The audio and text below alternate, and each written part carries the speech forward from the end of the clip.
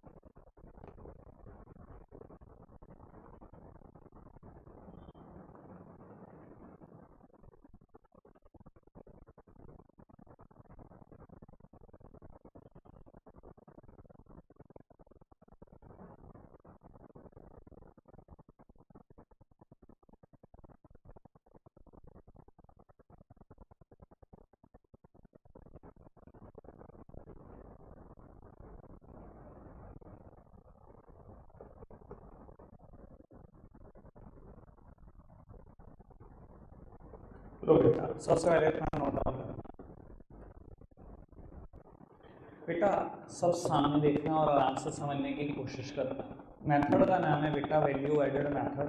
तो मैं सबसे पहले बेटा वैल्यू एडेड का ही मतलब क्लियर कर रहा हूँ कि वैल्यू एडेड का मतलब क्या है। बाबू ये कहता है it refers to the addition of value to the raw material by a firm by the virtue of its productive activity. बेटा एक फर्म अपनी प्रोडक्टिव एक्टिविटी की वजह से रॉ मटेरियल में जितनी भी वैल्यू ऐड करती है वो उसका वैल्यू एडिशन कहलाता है। कहने का मतलब क्या? कहने का मतलब है आप एक फर्म हो, फर्म का नेम है ब्लैकबेरी, ठीक है। आपने बेटा 1,000 रुपए का रॉ मटेरियल खरीदा, उससे बेटा सूट शर्ट पैंट तैयार करे और 5,000 रुपए के बेच दिए। अगर मैं पूछूं बेटा what is the value added of BlackBerry, तो आप ये कहोगे कि 5,000 रुपए? नहीं बेटा, ये तो उसका सेल प्राइस है। मैं आपसे पूछूं वैल्यू एडेड क्या है, तो बेटा एक फर्म रॉ मटेरियल में जितनी भी वैल्यू ऐड करती है by the virtue of its productive activity, उसको बोलते हैं वैल्यू एडिशन। बेटा रॉ मटेरियल आपने 1000 का खरीदा, उसके बाद सूट शर्ट पैंट तैयार करे 5000 में बेच दिए, आपने तो 4000 ही वैल्यू ऐड करी ना, आपने तो 5000 ऐड नहीं करी। 1000 की चीज खरीद कर आपने उसमें 4000 की वैल्यू ऐड करके बेच दिया, यानी कि value added by BlackBerry is 4000 only. समझ में आता है वैल्यू एडिशन क्या होता है? एक फर्म रॉ मटेरियल में अपनी प्रोडक्टिव एक्टिविटी की वजह से जो कुछ भी वैल्यू ऐड करती है वो उस फर्म का वैल्यू एडिशन कहलाता है। समझने के लिए बात समझ में आ गई? बाबू अगर कभी इतना बड़ा बोलने का मन ना हो तो कुछ लोग प्यार से ऐसे भी डिफाइन करते हैं वैल्यू एडेड को, addition to the current flow of goods and services. आपने बेटा current flow of goods and services में जो भी वैल्यू ऐड करी वो भी वैल्यू एडेड कहलाता है। बाबू समझाने के लिए मैंने बात समझा दी, पर बेटा इसके एक फॉर्मूला भी है। कुछ लोग बोलते हैं वैल्यू एडेड बराबर होते हैं वैल्यू ऑफ आउटपुट के माइनस इंटरमीडिएट कंजम्पशन के।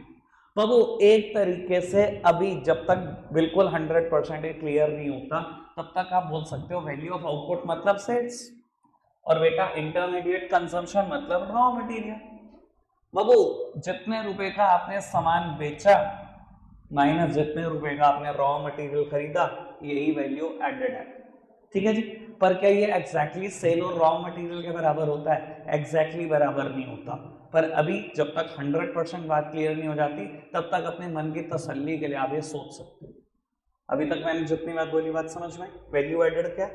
एक फर्म रॉ मटेरियल में जितनी भी वैल्यू ऐड करती है by the virtue of its productive activity, it is known as value added. कोई दिक्कत तो नहीं? अब बाबू बात को आगे बढ़ाते हैं, मेरे साथ साथ कुछ और एग्जाम्पल भी लिखो।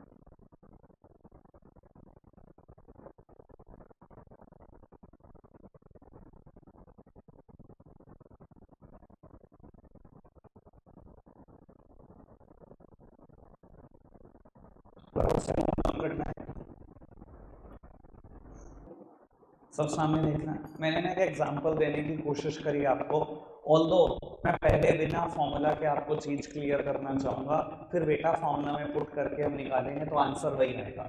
समझना बहुत बेटर होगा बेटा, ध्यान रखना। बाबू फार्मर इसने क्या किया, वीट प्रोड्यूस करी और 500 रुपए में बेच दी किसी मिलर को। मिलर ने क्या किया बेटा, 500 रुपए की वीट खरीदी और बेटा आटा बनाया, उससे 700 रुपए का आटा बेच दिया किसी बेकर को। बेकर ने क्या किया, 700 रुपए का आटा खरीदा, ब्रेड बनाई, एक डब्बे की ब्रेड बेच दी कंज्यूमर को। मुझे बेटा इस एग्जांपल में तीन ही फर्म दिखाई दे रही है, एक फार्मर है, एक मिलर है, एक बेकर है। बहु कंज्यूमर फर्म तो नहीं है कोई, तो हाउस होल्ड है, ये तो कोई फर्म नहीं है। बहु तीन ही एंटिटी मुझे दिखाई दे रही है, फर्म सेक्टर 3 एंटिटी से मिलकर बना है। मैंने तीनों एंटिटी का वैल्यू एडेड कैलकुलेट करना है। ठीक है। तो what is the value added by farmer, आप खुद सोचो। इसने आउटपुट कितने रुपए का बेचा, 500 रुपए का बेचा। वैसे ऐसा हो तो सकता नहीं कि कोई इनपुट ना हो, वीट उग भी गई और 1 रुपए का इनपुट नहीं लगा, ऐसा हो तो नहीं सकता। पर फिलहाल मैंने एग्जांपल में कुछ भी इनपुट नहीं माना, इसका इनपुट 0 है। What is the value addition by farmer, that's 500। 500 रुपए का सामान बेचा, पीछे से कुछ भी नहीं खरीदा, तो बाबू 500 ही वैल्यू एडेड है। व्हाट अबाउट मिलर, इसने 500 रुपए का आटा खरीदा, पीसा, सॉरी 500 रुपए की वीट खरीदी, पीसा, आटा बन गया, 700 रुपए का आटा बेच दिया। What is the value added by miller? 700, कितना? 200। भाई 500 का तो सामान ही खरीद रहे हो, अगर 700 का बेच भी रहे हो तो आपने तो सिर्फ 200 रुपए वैल्यू ऐड करी पूरी इकोनॉमी में। And what about baker? 700 रुपए का आटा खरीदा, प्रोसेस किया, ब्रेड बनाई, 1000 की बेच दी, आपका वैल्यू एडिशन कितना? 300। 700 का तो खरीदा ही है, 1000 का बेच दिया आपने, तो 300 रुपए की वैल्यू ऐड करी bye the virtue of your productive activity. समझ में आ रही है बेटा बात? कोई दिक्कत, कोई परेशानी तो नहीं? कितना सिंपल मीनिंग है वैल्यू एडेड का, कोई दिक्कत तो नहीं है? लिख दो फटाफट से। तो बाबू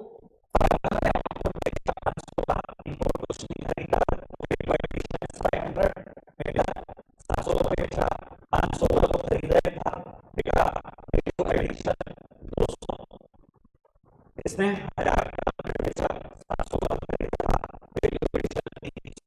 कोई दिक्कत, कोई परेशानी तो नहीं? बाबू आपको ना अभी भी बहुत कुछ लिखना है, इसलिए मैं बोल रहा हूँ अब रुक जाओ, अब सब समझने पे ध्यान दो, कम से कम 20 मिनट, उसके बाद देखेंगे बेटा लिखने की वाली बात। ठीक है जी। अब वो टॉपिक ये तगड़ा होता चला जाएगा, हर स्टेप पे तगड़ा होगा। ठीक है, सब सामने देखना। बाबू एक फर्म जितनी भी वैल्यू ऐड करती है अपनी प्रोडक्टिव एक्टिविटी की वजह से, उससे बोलते हैं उस फर्म का जीवीए। क्या बोलते हैं? जीवीए। जीवीए मतलब ग्रॉस वैल्यू एडेड। ठीक है।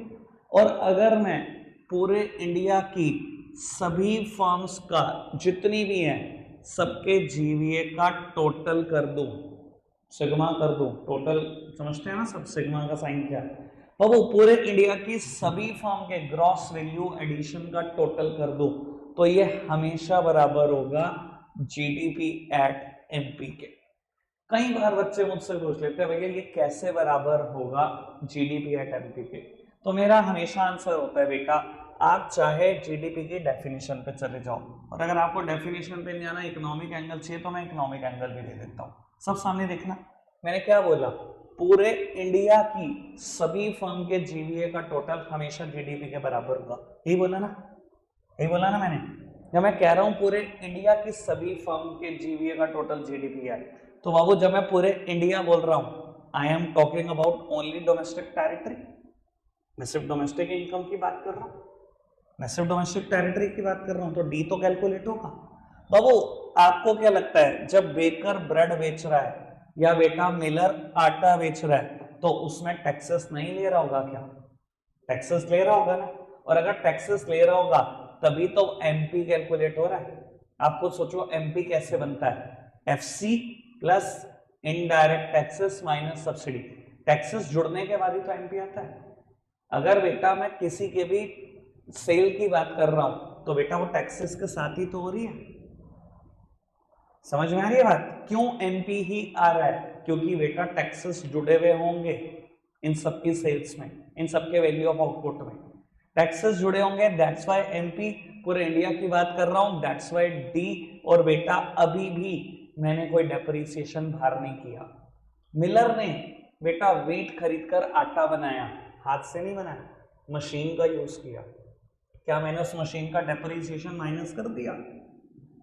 या बेकर ने आटा खरीदकर क्या किया? अभी ब्रेड बनाकर बेची, सर हाथ से नहीं बनाती, मशीन का यूज किया। क्या मैंने अभी तक डेप्रिसिएशन बाहर कर दिया? अगर मैंने डेप बाहर नहीं निकाला तो हमेशा जी कैलकुलेट होगा। यानी कि बेटा अगर मैं पूरी फर्म, पूरी की पूरी इंडिया की सभी फर्म के जीवीए का टोटल कर दूं वो हमेशा जीडीपी एट एमपी होगा। दूसरी बात, जीडीपी होता क्या है? Primary sector, secondary sector, tertiary sector, अगर किसी इकोनॉमी का मिलकर जितने भी गुड्स एंड सर्विसेज प्रोड्यूस करता है एक इकोनॉमी में एक साल में, वो उस देश का बेटा जीडीपी कहलाता है। मैं यही तो बोल रहा हूं, पूरे इंडिया की सारी फर्म का जीवीए का टोटल कर दो। जीवीए क्या है? Gross value added. एक फर्म जितने भी गुड्स एंड सर्विसेज प्रोड्यूस करती है वो जीवीए। और अगर मैं पूरे इंडिया की सारी फर्म के जीवीए का टोटल करूंगा वो जीडीपी नहीं बैठेगा। जीडीपी की डेफिनेशन इसको सेटिस्फाई नहीं कर रही।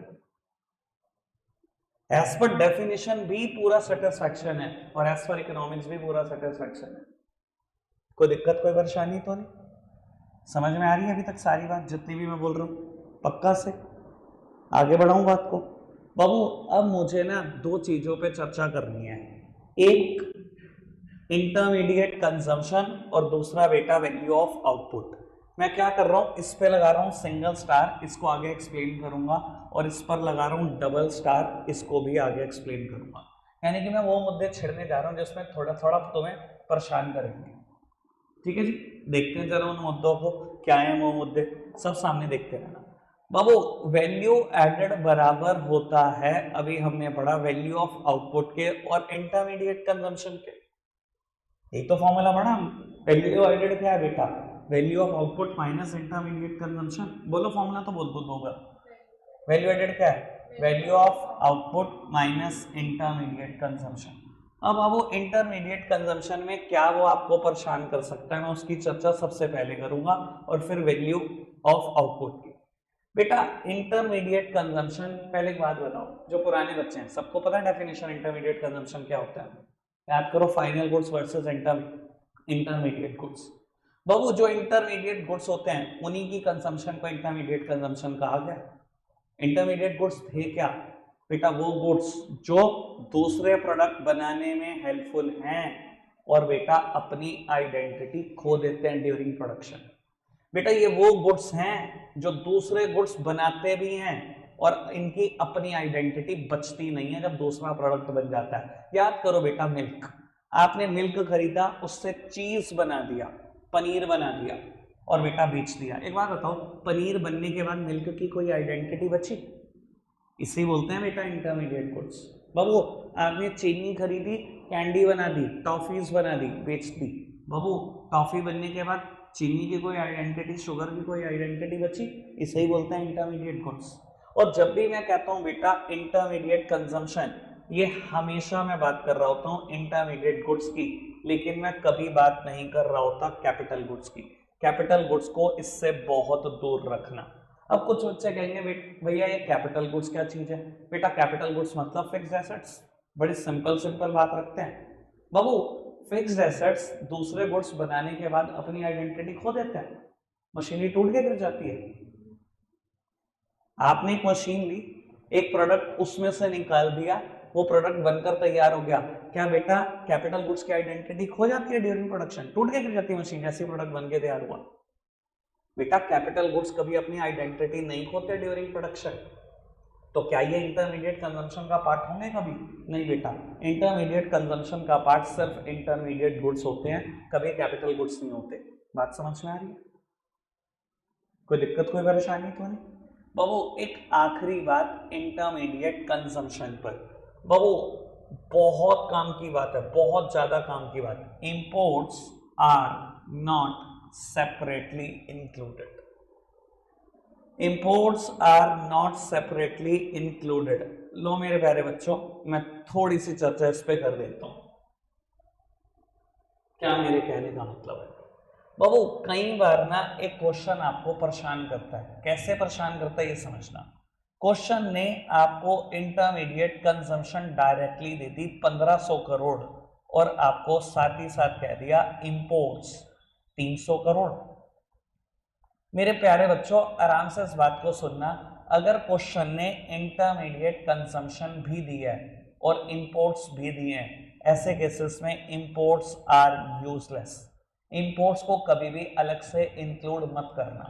देखो इंटरमीडिएट कंजम्पशन का मतलब क्या होता है, सीधी सीधी सी बात अभी तक मैंने जितनी बोली है, परचेज ऑफ रॉ मटेरियल। बेटा अगर रॉ मटेरियल का परचेज मुझे दिखाना है तो बेटा इंटरमीडिएट कंजम्पशन में सारा रॉ मटेरियल आ गया, चाहे वो मैंने इंडिया से खरीदा है चाहे वो मैंने इंपोर्ट किया है, सीधा वर्ड लिखा है इंटरमीडिएट कंजम्पशन। इसका मतलब है परचेज ऑफ रॉ मटेरियल, इसका मतलब ये थोड़ी है purchase of raw material from India, इसका तो मतलब परचेज ऑफ रॉ मटेरियल है ना, चाहे मैंने वो इंडिया से खरीदा हो चाहे मैंने वो इंपोर्ट किया हो, सब का सब इसके अंदर है। तो अलग अगर कभी क्वेश्चन में अलग से इंपोर्ट्स दी हो तो बेटा वो मेरे लिए यूजलेस है, वो 1500 के अंदर पहले से ही शामिल है। बात समझ में आ रही है? लेकिन कई बार क्वेश्चन ये करता है purchase of raw material from domestic firms, purchase of raw material from domestic firm 1500 crore और बेटा इंपोर्ट्स 300 करोड़। अब बताओ इंटरमीडिएट कंजम्पशन का क्या करो, कैसे निकलेगी इंटरमीडिएट कंजम्पशन? सर अब क्या करो, अब इंपोर्ट्स जोड़ दो, क्योंकि इसने बोला, इस बार क्वेश्चन ने बोला purchase of raw material from domestic firm, मतलब डोमेस्टिक फर्म से कितना खरीदा। इस बार बेटा मैंने इंडिया से रॉ मटेरियल खरीदा 1500 करोड़, पर क्या सच में मुझे इंडिया का ही चाहिए? नहीं बेटा, क्वेश्चन ने कहीं पर नहीं कहा कि इंडिया का परचेज ऑफ रॉ मटेरियल चाहिए, क्वेश्चन ने कहा इंटरमीडिएट कंजम्पशन चाहिए, चाहे वो कहीं से खरीदा गुड्स, मुझे सारा रॉ मटेरियल ऐड करना है। तो बाबू अगर खाली इंडिया से खरीदा 1500 करोड़ का और इंपोर्ट करा 300 करोड़ का, while arriving at the intermediate consumption imports are included in such a situation, ऐसी सिचुएशन में बेटा इंपोर्ट्स को जोड़ लेना। लेकिन बाबू ऐसी सिचुएशन यहाँ बेटा इंपोर्ट्स को जोड़ने की जरूरत ही नहीं है, इंटरमीडिएट कंजम्पशन में इंपोर्ट ऑटोमेटिकली शामिल। दोनों सिचुएशन में फर्क समझ में आ रहा है? कोई दिक्कत कोई परेशानी तो नहीं? पक्की बात। यानी कि मैं अगर फॉर्मूला को एक्सपेंड करने की कोशिश करूं तो मैं बोल सकता हूं वैल्यू एडेड बराबर होता है value of output minus intermediate consumption के, या वैल्यू ऑफ आउटपुट बराबर होता है purchase of raw material from domestic firms plus imports. कोई दिक्कत कोई परेशानी तो नहीं? पक्का से बात क्लियर है? बढ़ जाएं आगे। बाबू अभी इंटरमीडिएट कंजम्पशन पर जितनी बात थी वो कर ली, अभी बेटा बात करनी है वैल्यू ऑफ आउटपुट पर। और सुनना, पहले बताओ फॉर्मूला क्या है, वैल्यू एडेड किसके बराबर है? फटाफट बोलो, value of output minus intermediate consumption. Intermediate consumption समझना, इंटरमीडिएट गुड्स की कंजम्पशन, कैपिटल गुड्स शामिल नहीं करना, इंपोर्ट्स को अलग से इंक्लूड नहीं करना। अगर क्वेश्चन में इंटरमीडिएट कंजम्पशन है उसी में इंपोर्ट्स है, बस इतनी बात है इसमें, ठीक है जी। बाबू वैल्यू ऑफ आउटपुट की बात कर रहा हूं सिंगल स्टार। बेटा वैल्यू ऑफ आउटपुट का मतलब लिख रहा हूं मैं सबसे पहले,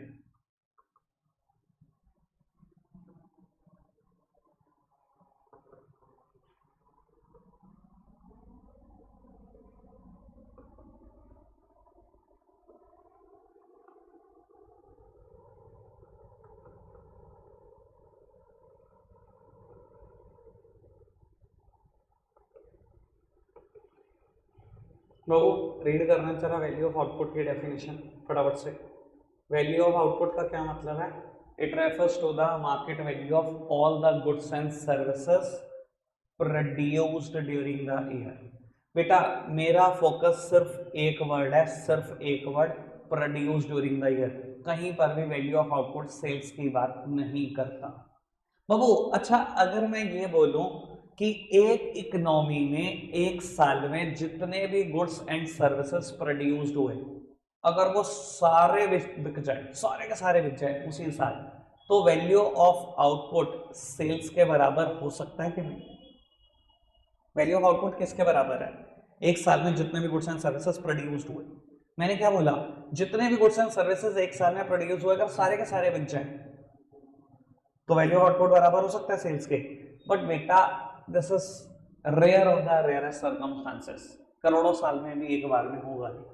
ऐसा हो सकता है कि आज 31 मार्च है, आज 31 मार्च है और आज आप 8 बजे निकले, आपने कहा जी एक चिप्स का पैकेट चाहिए था कन्फेक्शनरी वाले को, उन्होंने कहा जी खत्म, जितना प्रोड्यूस हुआ था इस साल निपटा दिया। आपने कहा जी मैगी होगी, चलो मैगी देता हूँ, तो वो भी खत्म। आपने कहा जी वेफर्स होंगे, वो भी खत्म। आपने कहा कुछ है दुकान पे? ना ना, जितना प्रोड्यूस करा था इस साल सारा ही खत्म कर दिया, कुछ नहीं छोड़ा। ऐसा होगा कभी कि इकोनॉमी में कुछ नहीं मिल रहा 31 मार्च को रात को 8 बजे, जितना प्रोड्यूस हुआ था सारा बेच दिया? तो क्या कभी वैल्यू ऑफ आउटपुट एक्चुअली में सेल्स के बराबर हो पाएगा? नहीं हो पाएगा ना। तो फिर वैल्यू ऑफ आउटपुट बराबर किसके होता है? मुद्दा ये होता है। सर देखो बहुत अच्छे से बात समझ में आएगी अगर फोकस इसके मीनिंग पर कर लोगे तो। 1000% बात समझ में आएगी। मीनिंग पे फोकस करना, स्पेशली एक वर्ड पर। वैल्यू ऑफ आउटपुट है क्या? टोटल वैल्यू ऑफ या market value of all the goods and services produced during the year. Produced word पर फोकस है, सेल्स पर नहीं। यानी कि वैल्यू ऑफ आउटपुट एक्चुअली में सेल्स के बराबर कभी भी नहीं हो पाएगा, ठीक है ना जी। यानी कि फिर बराबर किसके होगा? पहले मैं फॉर्मूला लिखूंगा, फिर मैं फॉर्मूले को अच्छे से समझाऊंगा बेटा, सब सामने देखते रहना।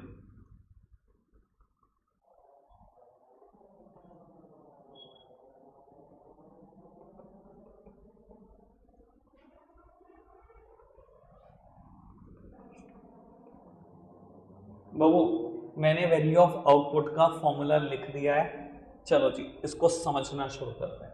मैंने लिखा वैल्यू ऑफ आउटपुट एक्चुअली में बराबर होता है सेल्स प्लस अनसोल्ड स्टॉक के, या कुछ लोग इसको प्यार से चेंज इन स्टॉक भी बोलते हैं। और बाबू फिर मैंने चेंज इन स्टॉक को भी इलेबोरेट कर दिया, यानी कि बेटा वैल्यू ऑफ आउटपुट बराबर होता है sales plus closing stock minus opening stock. अब बेटा मैं बताना चाहता हूं फिर वही बात, देखो अगर मैं कहूंगा आप रट्टा मार लो, आपको लगेगा इतनी सी बात तो रटनी है, मैं रट लेता हूं। पर बेटा मैं रटवाना फिर भी नहीं चाह रहा हूं, मैं इसको भी रटवाना नहीं चाह रहा हूं। मैं एग्जांपल दूंगा, समझने की कोशिश करेंगे सब प्यारे बच्चे। मान लो बेटा मेरा फाइनेंशियल ईयर है 23-24, ठीक है, और 31 मार्च 23 को इकोनॉमी में स्टॉक पड़ा था 2000 रुपए का, ठीक है।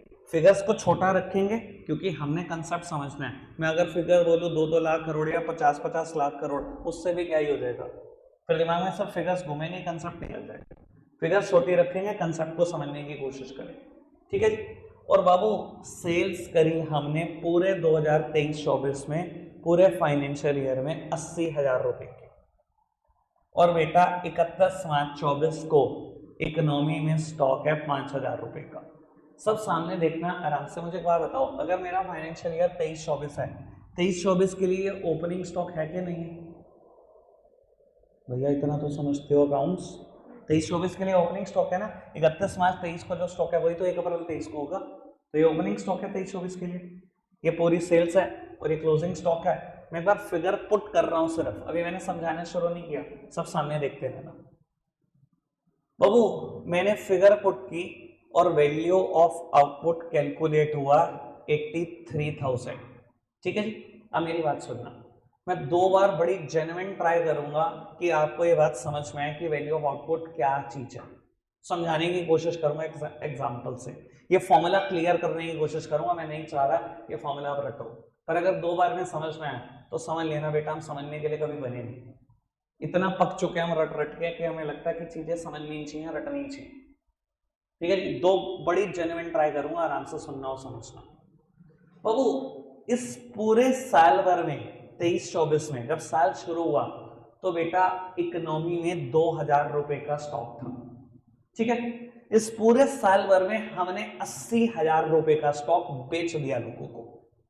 80,000 का बेचा, इधर देखना, 80,000 का गुड्स बेचने के लिए पिछले साल का जो 2,000 का गुड्स बचा था ना, हमने वो भी यूज में ले लिया। यानी कि 2,000 का तो वो बेच दिया जो बचा था, यानी कि जो 78,000 का गुड्स था, 80 में से 2 का तो वही आया, 78,000 का कहां से आया? वो बेटा मैंने इस साल में प्रोड्यूस किया। कोई दिक्कत कोई परेशानी तो नहीं, मेरी तरफ देखते रहना। समझ में आ गया? 78,000 का मैंने इस साल प्रोड्यूस किया। और बेटा जब साल खत्म हुआ तो 5,000 का स्टॉक ये भी बचा है। क्या बेटा मैं सेल्स निकाल रहा हूं? नहीं, मैं क्या निकाल रहा हूं, इस साल में कितने गुड्स एंड सर्विसेज प्रोड्यूस्ड हुए।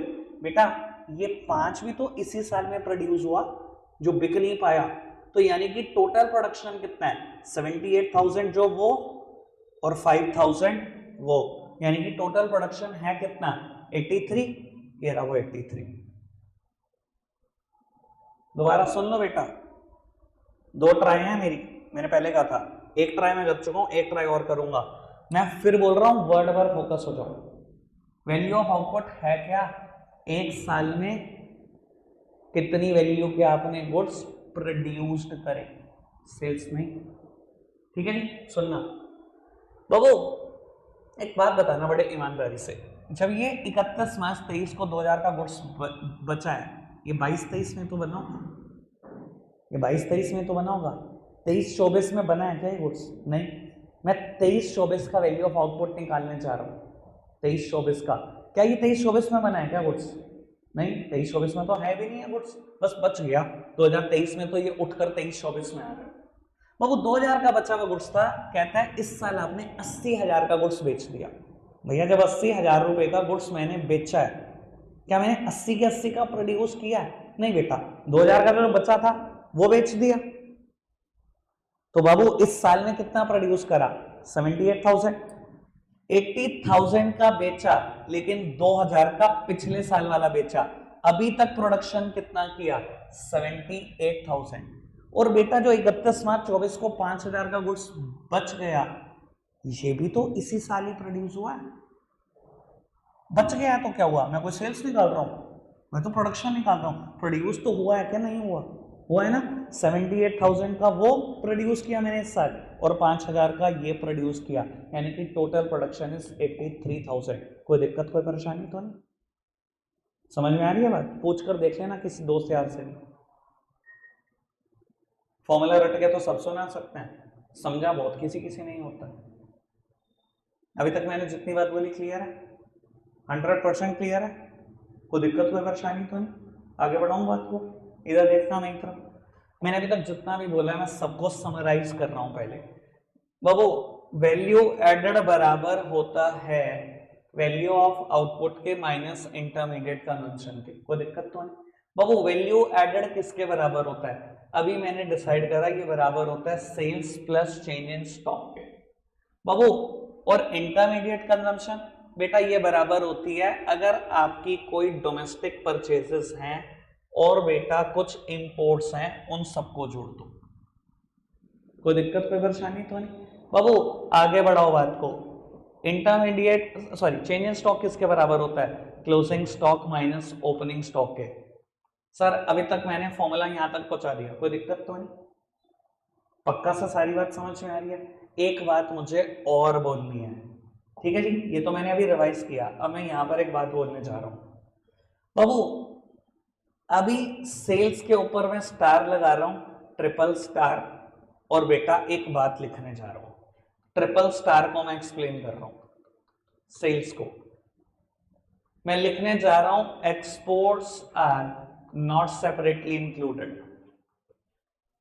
अभी सेम बात मैंने इंटरमीडिएट कंजम्पशन में लिखी थी, imports are not separately included. ठीक है जी? अभी मैं सेल्स में लिखने जा रहा हूं exports are not separately included. मतलब बाबू कई बार क्वेश्चन मेरे साथ मजाक करता है, सेल्स 2000 करोड़, एक्सपोर्ट्स कुछ भी 400 करोड़।